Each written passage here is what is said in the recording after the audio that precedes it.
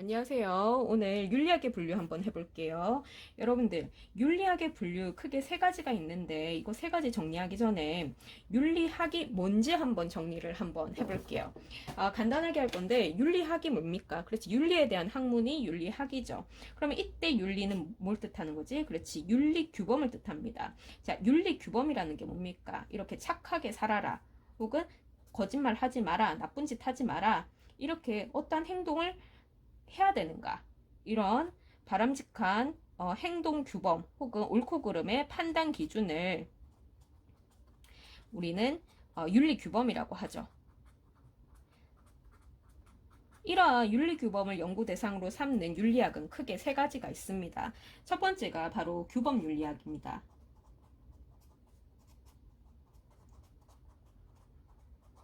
여러분들, 이때 얘기하는 규범이 뭘까? 그렇지. 기준입니다. 기준. 사람이 어떻게 행동해야 되는가와 관련된 행동 기준을 규범이라고 하는데, 이 규범 윤리학에서는 어떠한 연구를 하냐면 이러한 행동 기준, 즉 옳고 그름의 판단 기준을 정립하고 제시합니다. 그래서 옳고 그름의 판단 기준을 명확하게 제시하고 그것이 왜 옳은지, 왜 그것이 그른지에 대한 이유를 제시를 하는 거죠. 근거를 제시한다. 무엇이 선이고 무엇이 악한지, 어떤 행동이 착하고 어떤 행동이 악한지에 대해서 얘기를 한 다음에 선을 추구하도록, 선이 뭡니까? 그렇지, 도덕적인 행동을 하도록 이끌어내는 것이 규범 윤리학의 가장 큰 목적입니다. 쉽게 얘기해서 한마디로 인간들에게 도덕적으로 살아라, 이런 것이 도덕적인 것이다, 이런 것이 윤리적인 행동이다 라고 명확히 밝히고 그렇게 실천하도록 이끄는 것을 목적으로 하는 윤리학이 규범 윤리학입니다. 그래서 항상 규범 윤리학자들은 마땅히 이렇게 행동해라, 이렇게 얘기를 하는 거죠. 그리고 무엇은 선이고 무엇은 악이다, 그러니까 이러한 행동을 추구하라, 이렇게 주장을 합니다. 인간들이 보편적으로 행동해야 될 그런 도덕 원리를 제시한다는 점.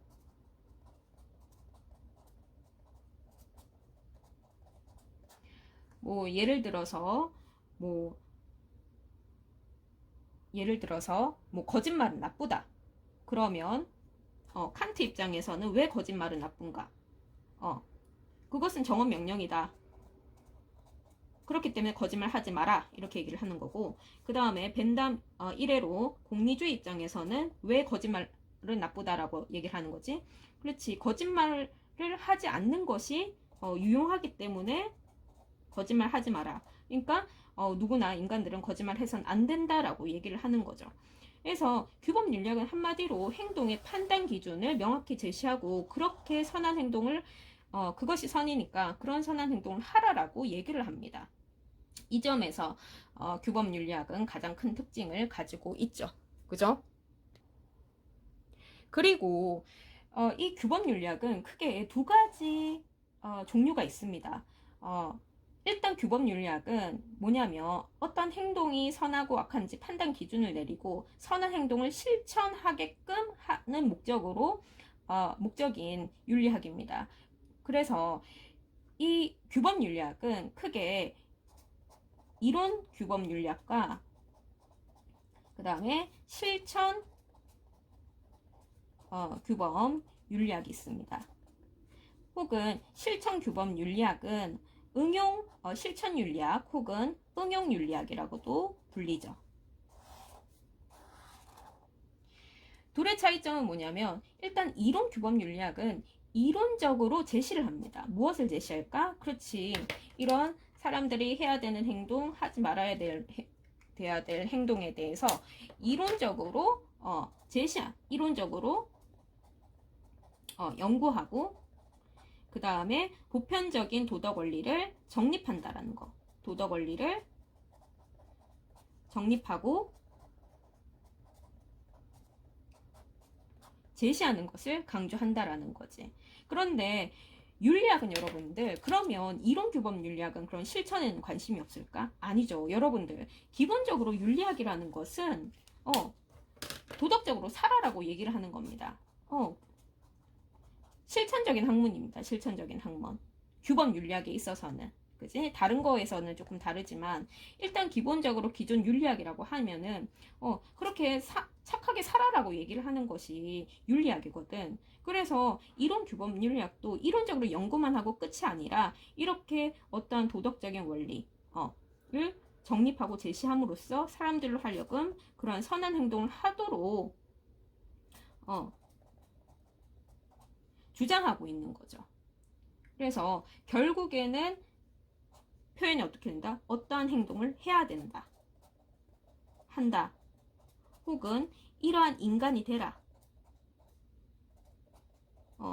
이것이 바람직한 인간의 모습이다. 그리고 인간은 이러한 성품을 지녀야 된다.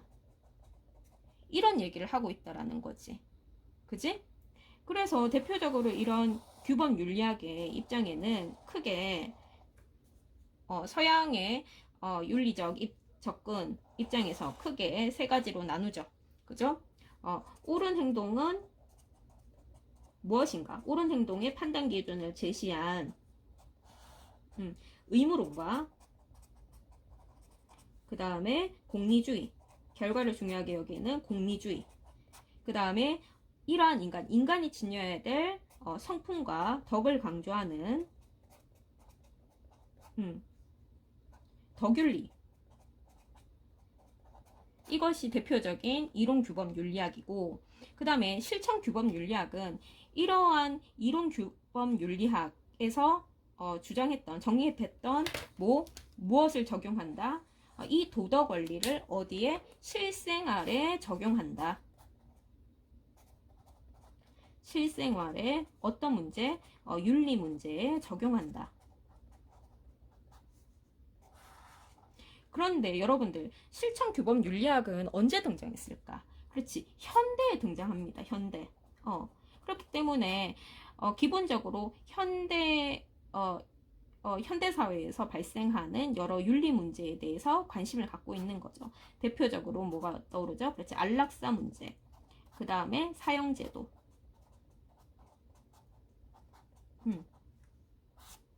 이런 문제를 해결하기 위해서 무엇을 적용한다?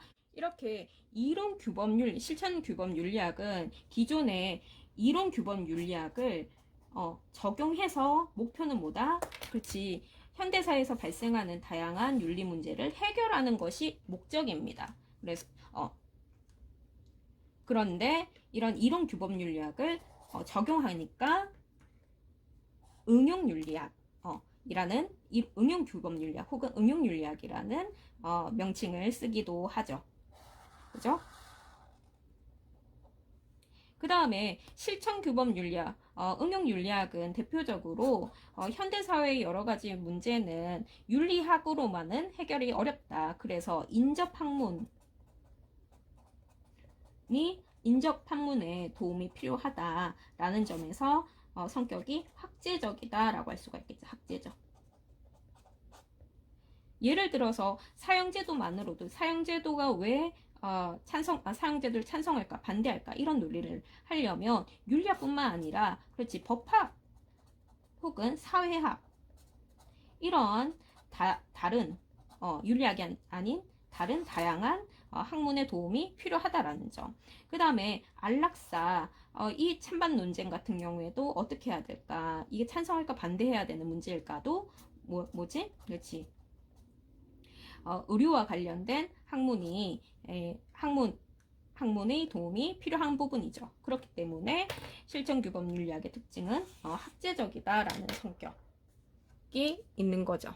그리고 두 번째, 메타 윤리학은 단어 자체가 약간 생소하죠. 메타라는 거 여러분들 메타 수학 들어봤어요? 그렇지, 굉장히 어려운 수학 문제죠. 우리 메타 윤리학, 메타 수학이라고 하는데 메타라는 것은 그 분석, 어디에서 한 차원 높은 곳에서 분석한다. 무엇을 분석한다? 기존 윤리학을. 그러면 기존 윤리학이 뭡니까? 그렇지. 규범 윤리학에 대해서 분석한다라는 거야. 기존 윤리학에 대해서 분석하는 것이다. 왜 이런 얘기가 나왔냐면 메타 윤리학이 20세기 초에 등장을 했거든. 그런데 20세기 초에 가장 각광받는 그 학문은 과학입니다. 과학. 그래서 메타 윤리학은 기본적으로 뭐에서 출발을 해야 되냐면 과학입니다. 과학에.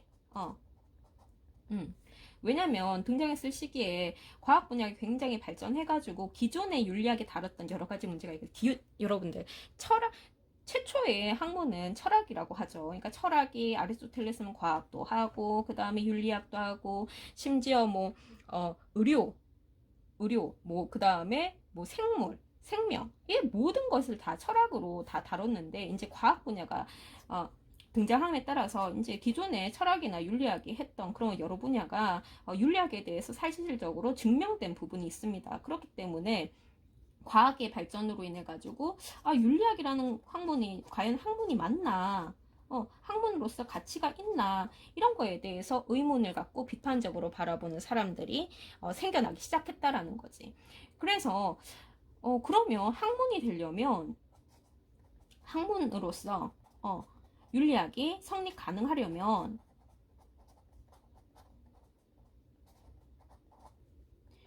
어떻게 해야 될까? 여러분들 학문적으로 성립이 가능하려면 일단은 무엇을 제시할 수 있어야 된다? 그렇지.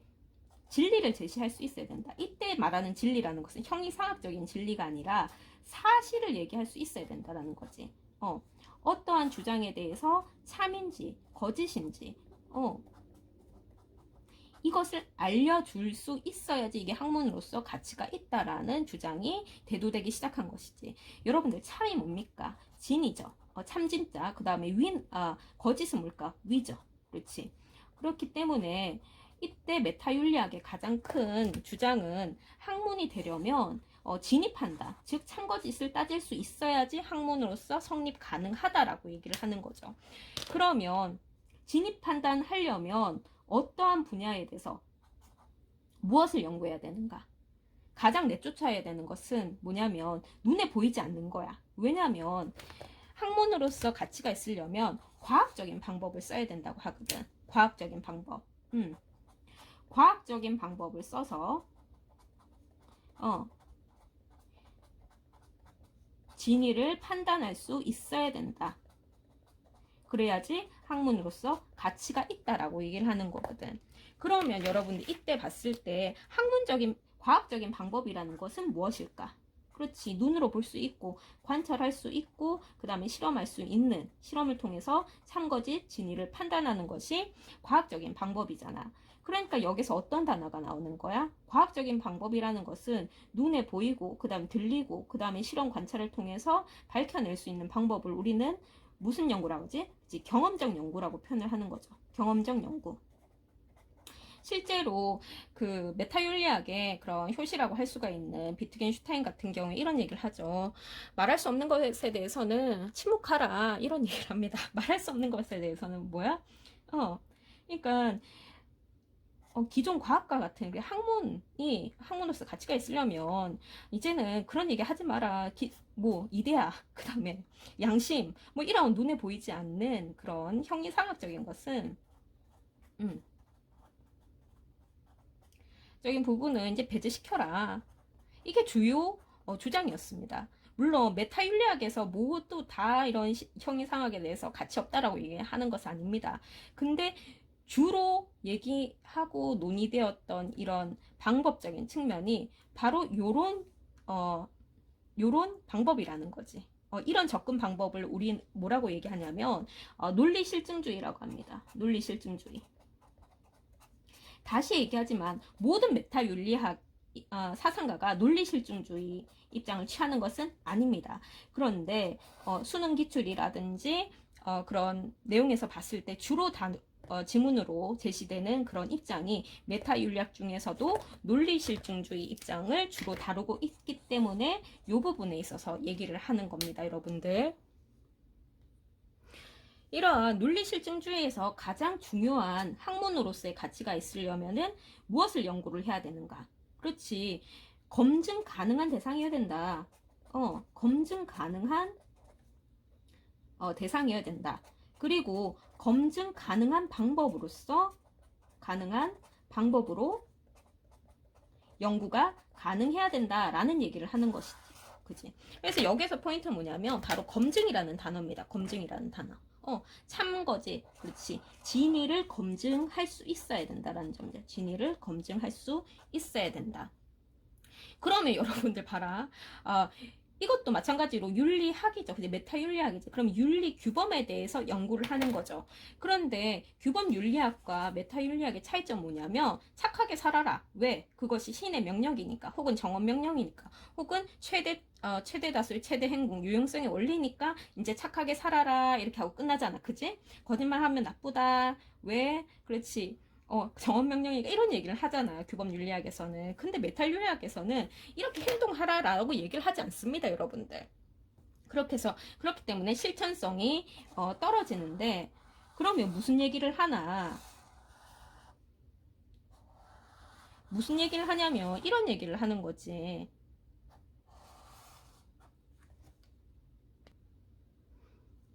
야, 자, 거짓말은 나쁘다라고 할 때 이 나쁘다는 뜻이 뭐야? 이거야. 용어의 의미를 분석하는 겁니다. 그렇지? 거짓말은 나쁘다라는 게 옳은지 그른지 이런 주장을 하는 것이 아니라 이런 문장으로 봤을 때 이거를 과학적으로 분석을 하는 거야. 이때 거짓말이라는 것은 어디까지가 거짓말을 얘기하는 거지? 그리고 나쁘다라는 것은 이때 나쁘다라는 것은 좋다라는 것의 반대말이야? 아니면 싫다는 것의 반대말이야? 그 다음에 착하게 살아라 라고 얘기할 때 착함은 선함이라는 건데 이게 착하다는 거는 선하다라는 거야? 아니면 좋다라는 뜻이야? 뭐 이런 거. 이런 무엇의 의미? 이렇게 눈에 보이잖아, 이거는. 그지? 눈에 보이는 이 단어의 뜻, 용어의 의미를 분석하는 거죠. 이거를 의미론적 입장이라고 얘기를 합니다. 그지? 과학적인 방법으로 윤리 규범 그 문장 자체를 바라보는 거야. 분석의 대상으로 보는 거야. 그래서 메타윤리학은 이런 윤리 규범을 특히 명제라는 표현을 씁니다. 명제. 그지? 명제라는 그 단어 뜻 자체가 참거지 진위를 가릴 수 있다라는 그런 어원을 가지고 있거든. 그러니까 윤리적인 명제라는 게 과연 가능한 거야? 이런 거지. 그지? 명제로서 가치가 있는 거야. 그렇기 때문에 명제라는 단어를 많이 쓴다라는 거. 그 다음에 또 어떠한 연구를 하냐면 문장 자체의 논리적인 타당성을 따집니다. 그래서 논리적인 입장이라고 얘기하는데, 이것이 여러분들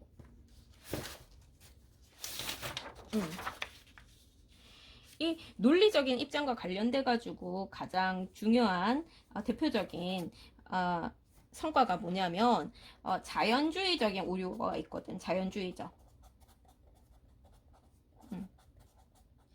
여러분들 그 공리주의 하면은 공리주의가 쾌락을 뭐라고 얘기합니까? 그렇지, 선하다라고. 왜?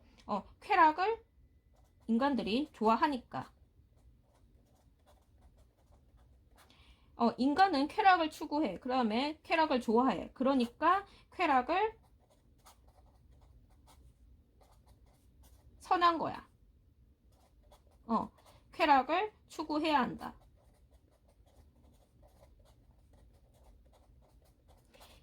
이런 논리가 나오는 거지. 쾌락을 왜 추구해야 돼? 사람들은 쾌락을 추구하니까. 여러분들 좀 이상하죠? 쾌락을 추구한다라는 사실에서부터 뭐가 끌어져 나오는 거야? 그렇지. 쾌락을 추구해야 된다라는 당위가, 마땅히 해야 될 당위가 끌어져 나오잖아. 이것은 잘못된 것이다 라고 얘기하는 거지. 쾌락을 좋아하는 건데 왜 그렇다고 해서 쾌락을 추구해야 돼? 이거지. 쾌락을 인간들이 행복을 좋아해. 그렇다고 해서 왜 행복을 추구해야 돼? 이거는 이렇게 사실, 즉 자연적인 사실로부터 우리가 보편적인 당위의 도덕규범, 윤리규범을 끌어내리는 것은 이러한 사실을 근거로 당위를 주장하는 이런 논리적인 추론은 이런 근거를 통해서 어떤 주장을 하는 것을 우리는 뭐라고 합니까? 그치? 추론이라고 표현하잖아. 이런 도덕적인 추론 과정은 뭐다? 오류다. 이게 뭡니까? 자연주의적 오류인 거야. 그래서 여러분들 번외로 도덕 여러분들 그 중학교 때 도덕하면 도덕 판단이랑 그 다음에 사실 판단이랑 이거 구분하거든. 도덕 판단, 사실 판단. 이것도 여러분들 어떤 도덕적인 판단이라는 것은 사실 판단과 구분하는 요것도 바로 이런 자연주의적 오류, 이런 메타윤리학의 입장을 우리가 도덕 교과서에서 담은 내용이죠. 그래서 선생님이 여기서 하고 싶은 말은 규범윤리학이랑 메타윤리학은 뭐야? 서로 조화로운 관계라는 거야. 그지? 그래서 메타윤리학이랑 규범윤리학은 상반된 그런 이론이 아니라 서로 이런 메타윤리학에서 이런 도덕규범의 의미를 분석함으로써 규범윤리학에서 규범윤리학의 입장을 더욱더 명확하게 주장할 수 있는 그런 부분이 있다라는 거지. 그죠? 그 다음에 이렇게 논리적 메타윤리학의 논리적 그 접근은 무엇을 다루고 있다? 그렇지. 도덕적인 추론과 주장의 논리적인 타당성, 그 다음에 정당성을 따진다라는 거. 요것이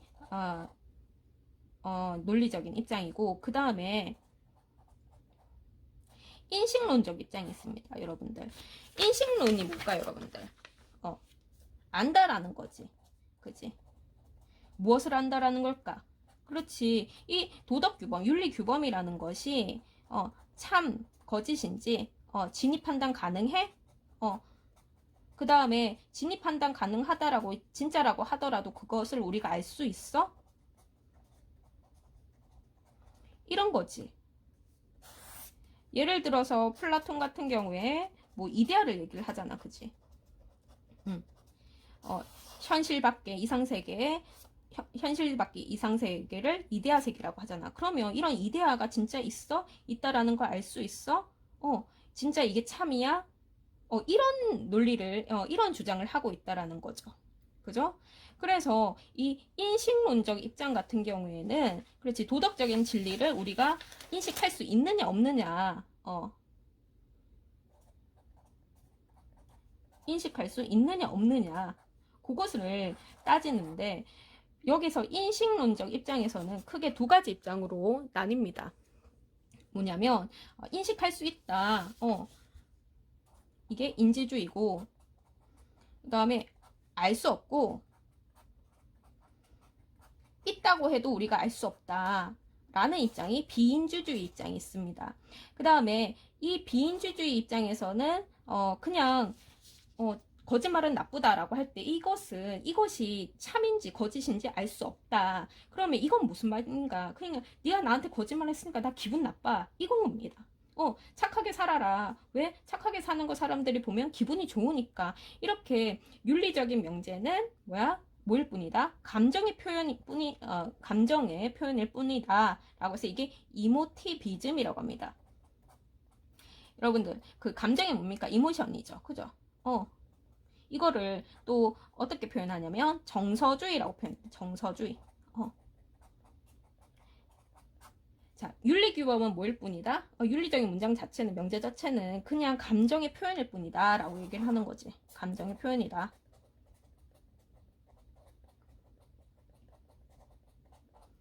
그 다음에 또 비인지주의에는 어떤 입장이 있냐면 규정주의라는 입장이 있거든. 규정주의. 이것도 마찬가지로 윤리규범이 참인지 거짓인지 여기에 대해서 판단을 내리지 않습니다. 그리고 우리는 알 수 없다라고 얘기를 하는 거지. 그럼에도 불구하고 이런 거짓말은 나쁘다. 그러니까 거짓말 해서는 안 된다라는 것은 일종의 뭐다? 그렇지. 보편적으로 모든 인간들이 지켜야 될 수긍할 수 있는 그러한 보다 명령의 표현이다. 근데 여기에서 여러분들 헷갈리는 게 뭐냐면, 그러면 선생님 규정주의라는 것은 거짓말은 나쁘다라는 게 진짜 도덕적인 진리라고 보는 것은 아닙니까? 이렇게 생각할 수도 있지. 그게 아니야. 거짓말이 나쁘다라는 게 진짜 진리인지 알 수 있는지, 진리인지 알 수 있는지는 몰라. 그러니까 비인지주의잖아. 그지? 그러면 이건 뭘까? 그러니까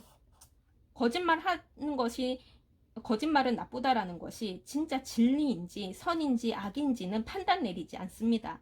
다만 거짓말을 하지 않도록 사람들한테 권유하는 거지. 이게 다릅니다, 여러분들. 권유하고 그 다음에 명령하는 거지. 그런 행동을 하도록. 이런 명령의 의미를 담고 있다라는 게 규정주의 입장입니다. 그래서 특히 메타윤리학의 그 인지주의, 비인지주의 나눠서 비인지주의 입장에서 이 이모티비즘, 윤리적인 주장, 근데 윤리 규범이라는 것은 감정 표현일 뿐이다. 그 이상의 의미는 없다. 윤리 규범이라는 것은 뭐 할 가치가 없다? 학문으로서 가치가 없다라고 보는 거지. 그러니까 결국에는 학문적 성립 가능성이라는 뜻이 여기서 나오는 거예요, 여러분들. 학문적인 성립 가능성이 없다. 뭐 이게 이런 윤리 규범이 진입 판단이 가능해서 과학 실험처럼 경험적인 연구를 통해서 참인지 거짓인지 이것을 가릴 수 있어야지 학문으로서 의미가 있는데, 이 윤리 규범은 뭐가 안 된다라는 거야? 검증이 안 된다라는 거야. 진입 판단은 검증이 안 된다라는 거지. 그래서 메타 윤리학을 표현할 수 있는 몇 가지 포인트가 되는 단어가 있는데, 가장 중요한 건 여러분들, 메타 윤리학은 말 그대로 윤리학을 분석하는 거야. 어떤 식으로 분석하는 거야? 그렇지, 과학적인 방법으로 분석하는 거라고. 왜 분석해? 정말 윤리학이라는 게 정말 의미 있는 학문이야? 학문으로서 성립 가능해? 이것을 모색하려고 하는 것이, 이것을 학문적으로 성립 가능한지 아닌지, 성립 가능하려면 어떠한 연구 방법을 취해야 된다? 그렇지, 과학적인 방법을 취해야지 그것이 학문으로서 가치가 있는 것이다 라고 주장하는 것이 메타윤리학의 여러 부류 중에서 가장 대표적인 부류라고 할 수 있는 논리실증주의 방법이라는 거지. 그치? 논리실증주의의 연구 방법은 주로 무엇을 강조한다? 참거짓 진위를 검증할 수 있어야 된다라는 것이 포인트고, 그 대표적인 입장이 뭐다? 이 논리실증주의의 가장 큰 영향을 받은 메타윤리학의 입장이 바로 이모티비즘이라는 거지. 그지? 그러니까 모든 메타윤리학이 논리실증주의 방법을 쓰는 것이 아닙니다, 여러분들. 바로 인지주의 방법도 있잖아, 그지? 인지주의적인 그런 도덕 윤리 규범이 존재할 수 있고 참인지 거짓인지 알 수 있다라고 보는 인지주의 입장도 있잖아, 그지? 그런데 이 인지주의 입장은 여러분들 지금 그 교육과정 외에 다른 교육과정 범위에서 벗어나기 때문에 선생님이 다루지는 않지만, 바로 여러분들 학문적인 성립 가능성이라는 표현이 계속 나오기 때문에 선생님이 이런 얘기까지 하는 겁니다. 그러니까 이 학문적으로 성립 가능하지 않다라고 여기는 메타윤리학 입장이 바로 이모티비즘이라는 거지. 그지? 여기까지 한번. 그래서 윤리학을 검증하려고 하는 그런 입장. 그 다음에 결국에는 이렇게 따지고 보니까 그냥 감정의 표현일 뿐이야. 네 거짓말하니까 나 기분 나빠. 착하게 사는 거 보니까 참 기분이 좋아. 그냥 감정의 표현일 뿐이지 그래 학문으로서 의미가 있는 것은 아니다라고 보는 입장이 바로 요 입장이라고 할 수가 있는 거죠. 그 다음에 규정주의랑 조금 비교를 하자면, 규정주의라는 것은 그런 행동을 해라 라는 것이, 그 행동이 선이고 악이고 이걸 얘기하는 것이 아니라 그런 행동을 하라라는 그냥 권유고 명령의 표현이다 라는 것이지. 그지? 보편적으로 이거를 보편적 규정주의라고 표현을 하는데, 요거는 막 그 이모티비즘처럼 이렇게 윤리학에 대해서 막 가치가 없고 그다음 윤리학은 윤리학도 아니고 막 학문도 아니고 이렇게 얘기를 하지 않습니다.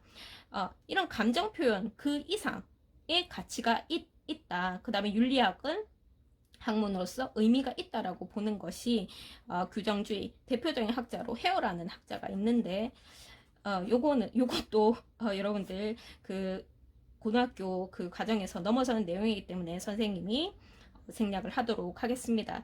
그러면 뒤이어서 기술윤리학 한번 정리해 볼게요. 그리고 기술윤리학에 대해서 얘기를 하자면 기술윤리학은 말 그대로 기술한다는 겁니다. 기술. 자, 기록하고 서술하는 것이다. 뭐에 대해서? 그렇지. 윤리적인 관행에 대해서.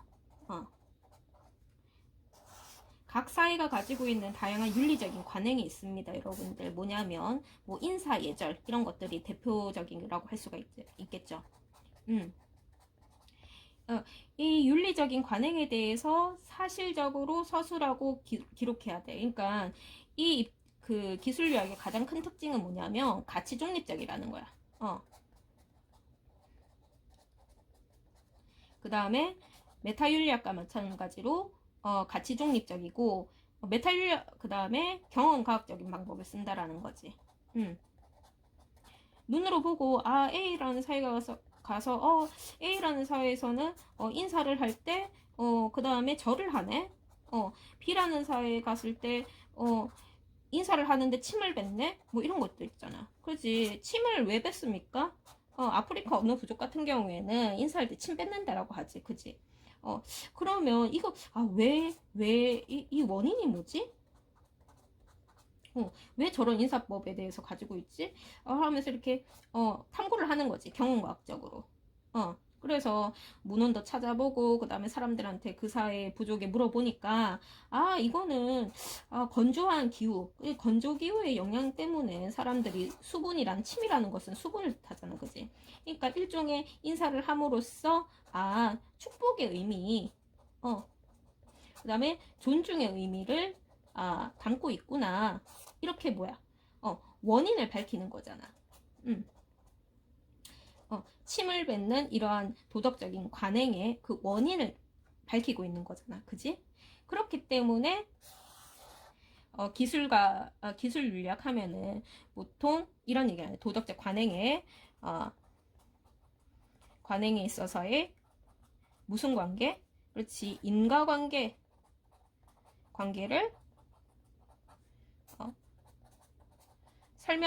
설명하는 학문이다라고 얘기를 하는 거잖아요. 그죠? 그러니까 기술유학은 한마디로 아무튼 세계 중에서 제일 쉬워. 그냥 사실 그대로를 기술하는 것이다. 그렇지? 윤리 규범에 대해서 각 사회가 가지고 있는 도덕적인 현상과 그 다음에 윤리적인 도덕적인 관행에 대해서 같이 개입하지 말고 사실 그대로 기록하고 서술하니까 기술윤리학입니다. 그죠?